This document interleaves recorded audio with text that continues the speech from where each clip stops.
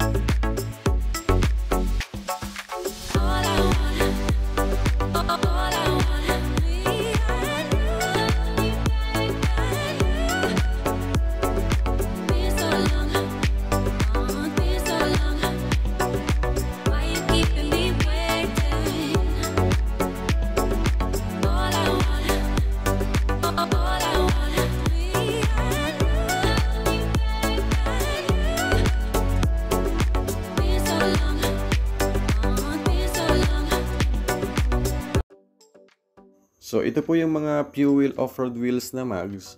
Actually, ito yung gusto niyang brand. Ang size na ilalagay po natin, size 20. So, ito po yung mga mags na size 20.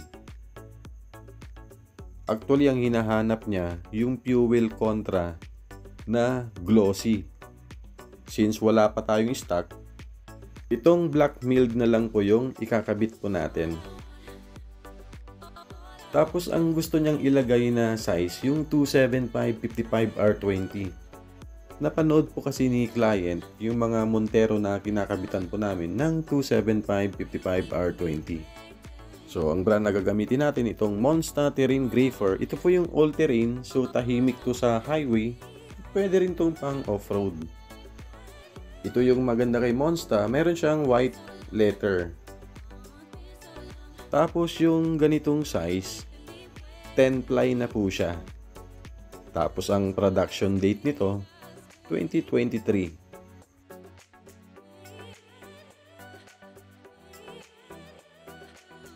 Tapos ito po yung specs ng fuel contra. 20/9, yung offset +1. Yung bolt pattern po nito, universal na po siya. 6114 at 6139. Yung price nito, nasa 80,000 po yung apat na mags. Tapos yung Monster Terrain Grafer na 275/55R20, nasa 13,730 po ang isa. Pero meron pang big discount pa po yan. Mag-message lang po kayo sa aming Facebook page, RNH Tire Supply. So na-unbox na po natin. Ito po yung fuel contra. Ang ganda talaga ng fuel contra. Mapapansin nyo, kahit marami nang naka-fuel contra, marami pa rin kumukuha.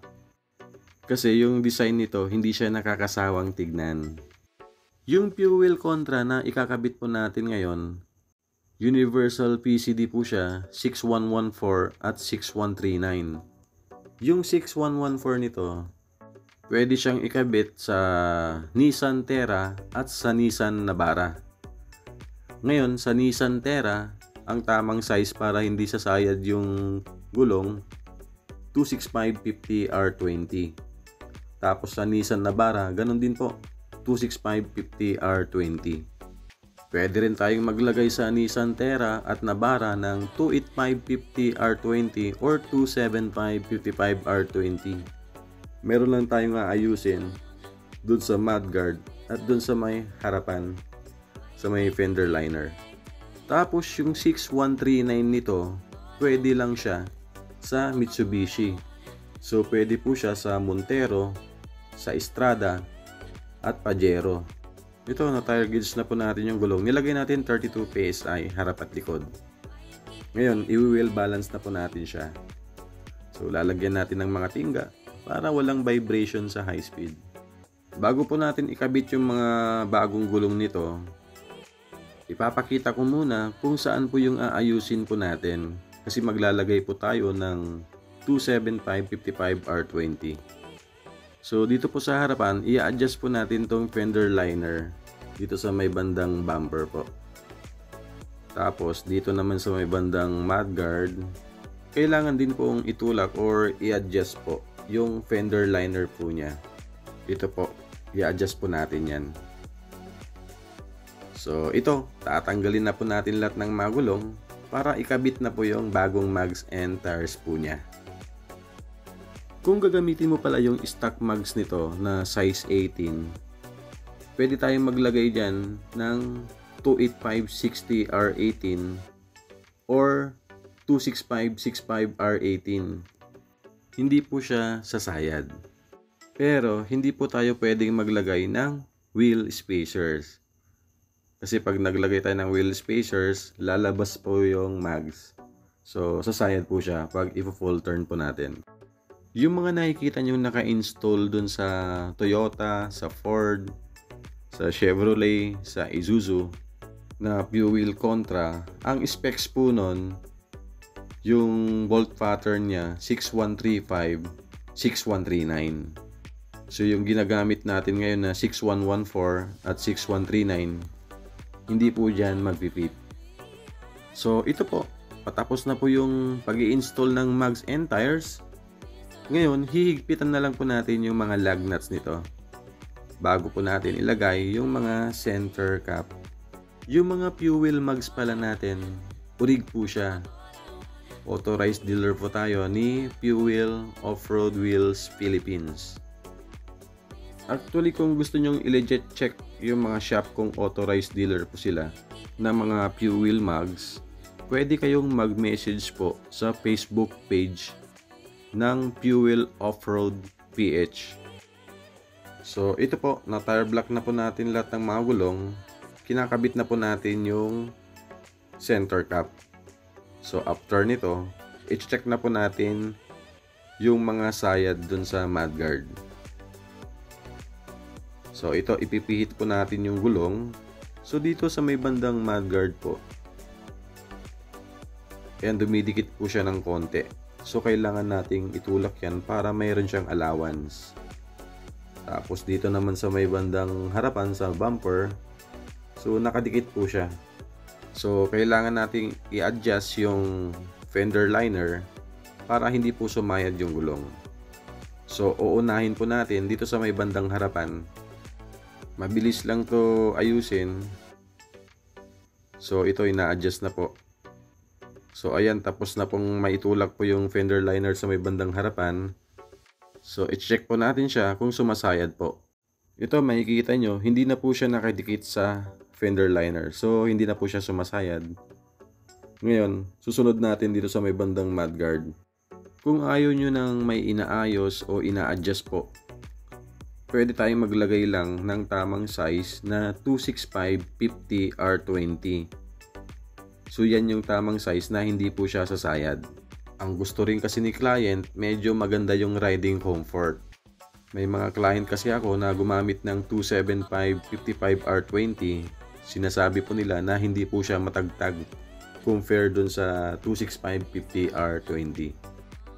Pag maglalagay tayo ng 285/50 R20, kagaya kay Ride with Levy, mayroon tayo ina-adjust dun lang sa may bandang harapan, sa may bumper lang po. Ito po, na-adjust na po natin yung fender liner. I-check po natin siya kung hindi siya sumasayad. So dito po, pag full turn ng gulong, meron na siyang clearance. So hindi na po siya sumasayad. Yung ganitong size na 275/55 R20, lumabas lang po siya ng 1 inch from fender. So hindi ganun kalaki yung labas. So ito na po yung Montero Sport na nilagyan po natin ng fuel contra na naka 275/55 R20. So bagay na bagay po yung mags na kinabit po natin. Clean look po yung Montero po niya. Kung meron kayong mga katanungan, mga inquiries, pwede nyong i-comment po dito sa baba or i-message po ako sa aming Facebook page RNH Tire Supply. Mayroon tayong Fairview branch at Calasiao branch. So hanggang dito na lang po ang video na to. Kung nagustuhan mo ang video na to, please like and subscribe. Pakihit na rin po ang notification bell para pag mayroon kaming mga bagong installation ay na-update po namin kayo. Thank you for watching. Bye!